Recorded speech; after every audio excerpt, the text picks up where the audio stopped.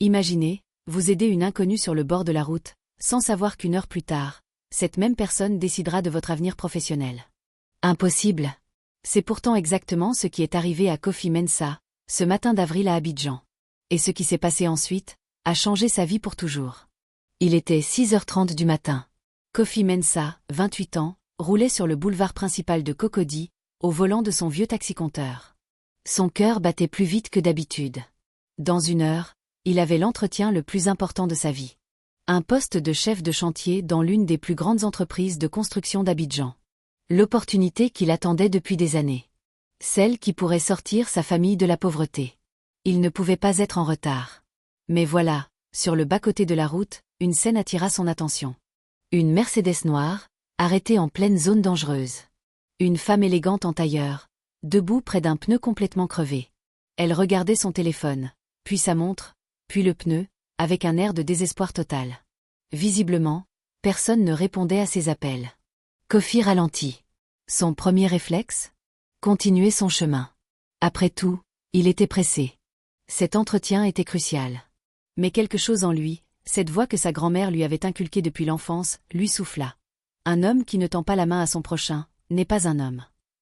Il soupira, regarda l'heure une dernière fois, et fit demi-tour. Quand il se gara derrière la Mercedes, la femme se retourna brusquement. Son visage montrait un mélange de soulagement et de méfiance. À Abidjan, une femme seule doit toujours rester sur ses gardes. Kofi le comprit immédiatement. Il sortit de sa voiture, les mains bien visibles, et dit avec son sourire le plus rassurant. « Bonjour madame, je vois que vous avez un problème. Je peux vous aider ?» La femme l'observa quelques secondes. Elle vit un jeune homme aux vêtements simples mais propres, au regard honnête, aux mains calleuses d'un travailleur manuel. Elle hésita, puis regarda à nouveau sa montre. Elle était terriblement en retard. « Vous savez changer un pneu ?» demanda-t-elle d'une voix où perçait l'urgence. « Oui madame, répondit Kofi en souriant. C'est mon métier. Où est votre roue de secours ?» Ce qui suivit fut une démonstration d'efficacité et de professionnalisme qui impressionna profondément la femme. Kofi ne perdit pas une seconde. Il localisa la roue de secours, sortit les outils, et se mit au travail. Ses gestes étaient précis, assurés, ceux d'un homme qui connaît son métier. Pendant qu'il travaillait, la femme observait ce jeune homme qui sacrifiait son temps, sans rien demander en retour. Elle remarqua les petits détails. La chemise soigneusement repassée malgré son ancienneté. Les chaussures cirées malgré leur usure. Le respect dans sa façon de lui parler. Ce jeune homme avait quelque chose de rare, quelque chose qui ne s'apprend pas dans les livres. De l'intégrité. « Vous êtes aussi en retard ?» demanda-t-elle alors qu'il terminait de serrer les boulons. Kofi sourit, un sourire légèrement crispé. « Oui madame. J'ai un entretien d'embauche à 8 heures. Mais ne vous inquiétez pas. J'aurai le temps. » Il ne voulait pas qu'elle se sente coupable. La femme fronça les sourcils. « Un entretien important. »« Très important madame, » répondit-il simplement, en rangeant les outils. Le poste de chef de chantier chez BTP Ivoire. La femme eut une étrange réaction. Ses yeux s'écarquillèrent légèrement, mais elle ne dit rien. Elle se contenta de hocher la tête. Quand Kofi eut terminé, qu'il eut vérifié la pression du pneu et nettoyé ses mains avec un chiffon, il se tourna vers elle. « C'est bon madame. Vous pouvez rouler. Mais faites réparer ce pneu dès aujourd'hui. Cette roue de secours n'est qu'une solution temporaire. » La femme sortit son portefeuille. « Combien je vous dois ?» Kofi leva les mains, presque offusqué. « Rien du tout madame. C'était juste un geste d'entraide. » La femme insista. « Non vraiment, vous m'avez sauvé la mise. Et vous êtes en retard à cause de moi. » Mais Kofi resta ferme. « Ma grand-mère me tuerait si elle apprenait que j'ai fait payer quelqu'un pour un simple coup de main, dit-il en riant. Allez-y madame. Et bonne journée. » La femme le regarda longuement. Puis, elle tendit sa main. « Merci, vraiment merci. Comment vous appelez-vous » ? Kofi. Kofi Mensah, répondit-il en serrant sa main. Eh bien Kofi Mensah. J'espère que votre entretien se passera bien, dit-elle avec un mystérieux sourire. Puis elle monta dans sa voiture, et disparut dans la circulation matinale. Kofi regarda sa montre. 7h15. Il avait 45 minutes pour traverser la moitié d'Abidjan. Il courut vers son taxi, démarra en trombe, et se faufila dans le trafic comme seuls les Abidjanais savent le faire. Son cœur battait à tout rompre. « S'il vous plaît, murmurait-il. Faites que je ne sois pas en retard. » À 8h moins 5. Kofi se gara devant les bureaux de BTP Ivoire. Il était en sueur, essoufflé. Mais il était à l'heure. Il prit quelques secondes pour reprendre son souffle, vérifia sa tenue, et entra dans le bâtiment. La réceptionniste le dirigea vers le 3e étage. Madame Kwasi va vous recevoir, dit-elle avec un sourire professionnel. Prenez le couloir à droite. Dernière porte au fond. Kofi suivit les instructions, le cœur battant. Il frappa à la porte. Entrez, dit une voix féminine qu'il reconnut immédiatement. Il ouvrit la porte, et resta figé sur place. Derrière le bureau, en tailleur noir, se tenait la femme qu'il venait d'aider. Leurs regards se croisèrent. Elle eut un léger sourire.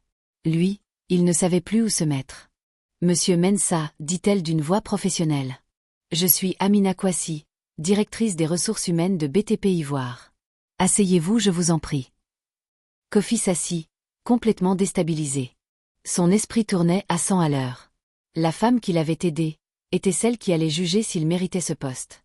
Quelle incroyable coïncidence. L'entretien commença de façon classique. Questions sur son parcours, son expérience, ses compétences techniques. Kofi répondait du mieux qu'il pouvait, mais il sentait que quelque chose avait changé dans la dynamique. Madame Kwasi le regardait différemment. Pas comme une candidate ordinaire, mais comme quelqu'un qu'elle connaissait déjà. Puis, elle posa une question inattendue. Monsieur Mensah, vous êtes arrivé pile à l'heure ce matin.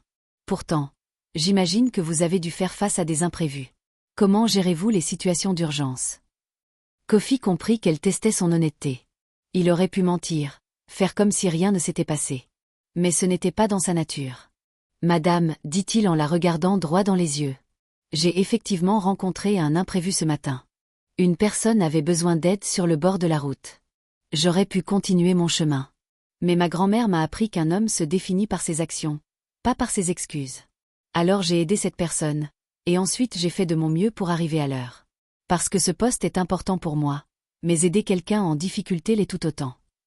Le silence qui suivit sembla durer une éternité. Puis Madame Kwasi sourit. Un vrai sourire, chaleureux, sincère. Vous savez, Monsieur Mensah, dit-elle. J'interviewe des candidats depuis 15 ans. J'ai vu des CV impressionnants, des diplômes prestigieux, des expériences extraordinaires. Mais savez-vous ce qui manque souvent? Elle fit une pause. Le caractère. L'intégrité. La capacité à faire ce qui est juste, même quand personne ne regarde. Elle se leva, contourna son bureau, et lui tendit la main. Bienvenue chez BTP Ivoire, chef de chantier Mensah. Kofi resta bouche bée. Vous voulez dire que, j'ai le poste. Vous l'avez eu ce matin à 6h45, répondit-elle en riant. Quand vous avez fait demi-tour pour aider une inconnue. Le reste, c'était juste pour confirmer ce que je savais déjà. Que vous êtes l'homme qu'il nous faut. Les semaines qui suivirent furent intenses. Kofi se jeta corps et âme dans son nouveau travail. Il gérait son équipe avec la même intégrité et le même respect qu'il montrait à tout le monde.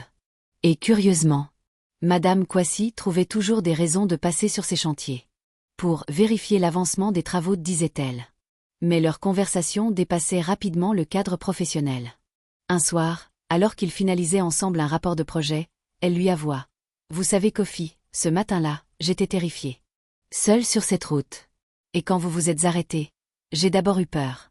Mais quelque chose dans votre regard m'a dit que je pouvais vous faire confiance. Et j'avais raison. Kofi sourit. Et vous m'avez donné une chance que personne d'autre ne m'aurait donnée. Non, corrigea-t-elle doucement. Vous vous êtes donné cette chance. En étant qui vous êtes. En faisant ce qui était juste. Leurs regards se croisèrent. Et dans ce moment, quelque chose changea entre eux. Quelque chose de profond, de vrai. 6 mois plus tard, Kofi et Amina étaient inséparables. Leur histoire faisait le tour de l'entreprise. La directrice des ressources humaines et son chef de chantier. Certains trouvaient ça romantique. D'autres surprenant. Mais tout le monde s'accordait sur un point. Ils étaient parfaits ensemble. Un an jour pour jour après cette fameuse crevaison. Kofi emmena Amina sur ce même boulevard.